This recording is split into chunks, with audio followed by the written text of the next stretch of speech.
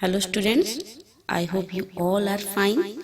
In the previous video, I had taught you about the introduction of civics, about the qualities of a good neighbor, neighborhood, community and society, civic sense and citizen.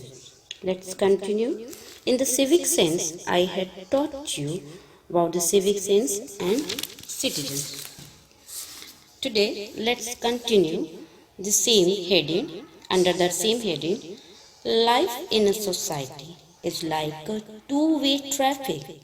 While we enjoy certain civic amenities or facilities as citizens of India, we are also supposed to perform some duties in order to enjoy our rights.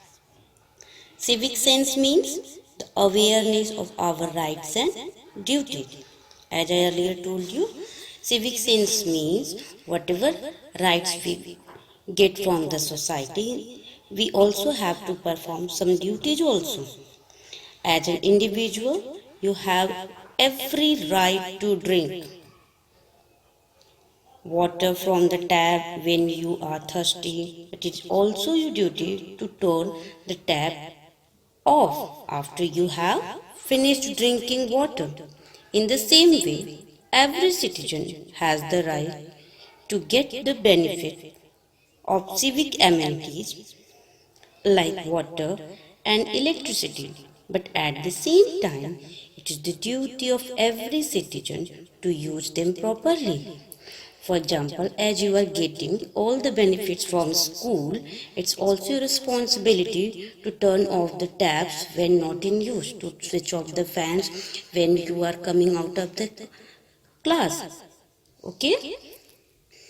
Means whatever rights we are getting, whatever benefits we are getting, in return we have to perform some duties also to keep them safe for the use of other people. We should not misuse water or electricity and also pay our bills regularly. If we have the right to use clean and good roads, it is also our duty to see to it that we do not litter them with garbage. Okay, so it's also our responsibility to keep them safe and clean so that we or other people can use them in a proper way. Your next topic is right to vote. Let's see. The most important role of citizens in society is the act of voting. Every adult citizen of India, 18 years and above, has the right to cast his or her vote and elect his or her representative. The process of electing our leaders is called an elections.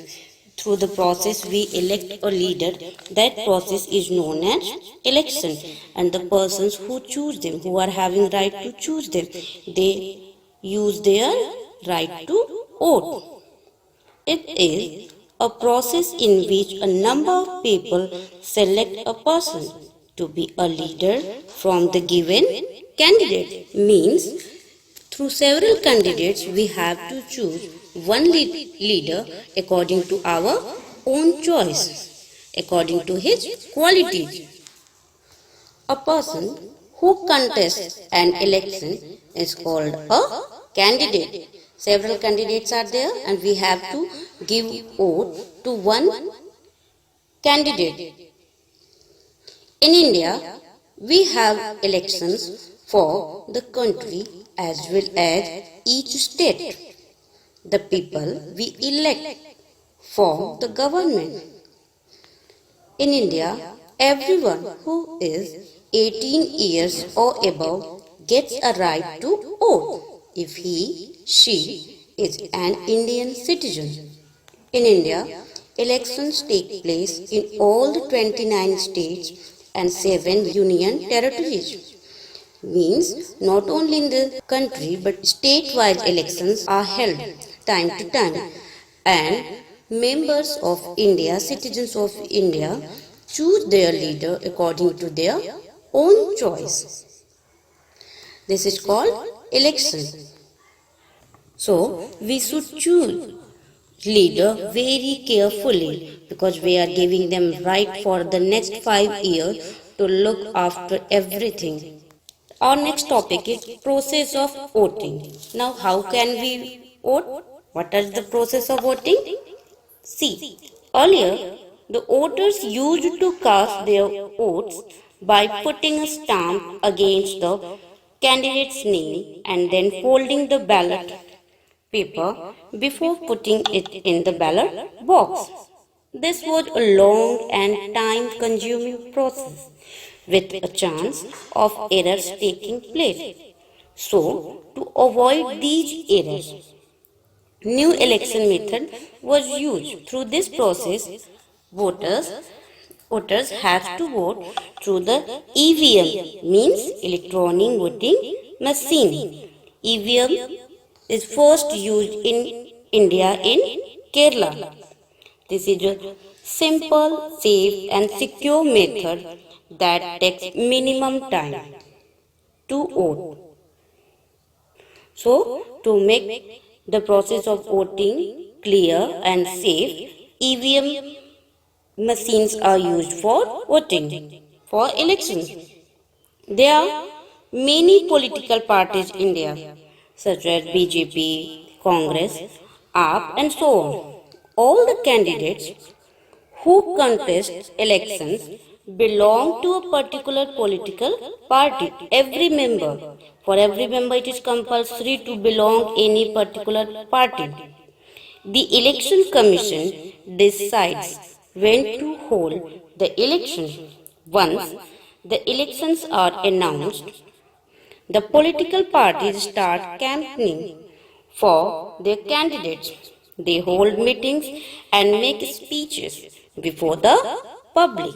They also make posters and banners and distribute pamphlets on the day the election. People go to the polling booths to cast their votes. The party which gets maximum number of votes from the government. You heard one word, election commission. Now what is election commission?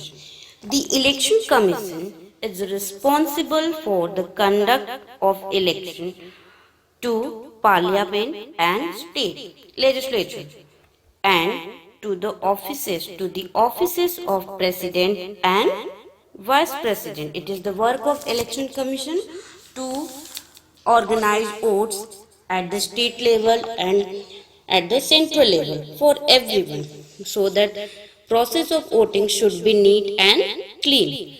The party who will get the maximum number of votes, they will form the government. For example, in the previous election, Bhajpa won, so they formed the party, so they formed the government. Our next topic is looking after public property. Public property is the property owned by the government of India. Government hospitals, schools, public parks, historical monuments, museums, zoo, public transport like buses, trains, metro trains are all public property. It is the right of every Indian to use public property. We have learned that the government provides us various public services. To use these services and public property, we have to follow some guidelines. As responsible citizens, we should follow these rules seriously. See, one by one. Never write on the walls of historical monuments or on the seats of public transport. Always throw litter. Litter means garbage in the dustbin to keep your surroundings neat and clean. Means if we are getting benefit from the public property, it is our responsibility to keep them safe, so that in future we can use or other can use them safely, because whatever damage will be done by us, it is only maintained by the tax which will be taken by us only.